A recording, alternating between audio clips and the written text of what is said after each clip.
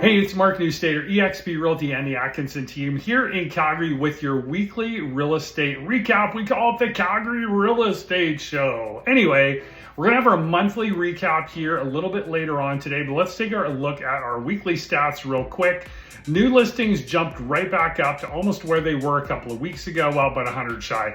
I should say 795, 588 sales. So up significantly over last week, but similar to 2 weeks ago. That gave us a sale to new listing ratio of 74%.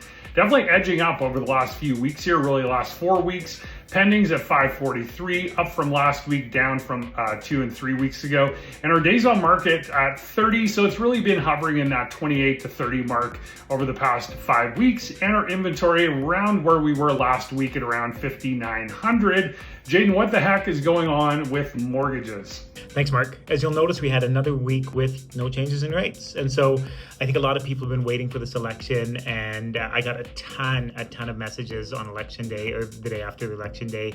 You know, should I lock in my mortgage now? Or rates going to skyrocket? To be frank, I know that it's an important election for Canadians and people have different opinions about which direction the country is going. Nothing happens that quickly. Of course, government policy affects the bond market. It affects what is going on with our economy, which will affect how they look at prime.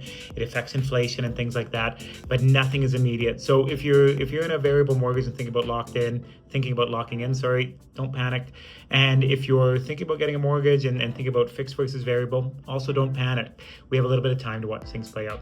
Have a great week, guys. Thank you, Jaden. And now when we rewind the tape a year, taking a look at our real estate time machine, 17% less sales, 15% more listings, over double, 114% of inventory compared to last year.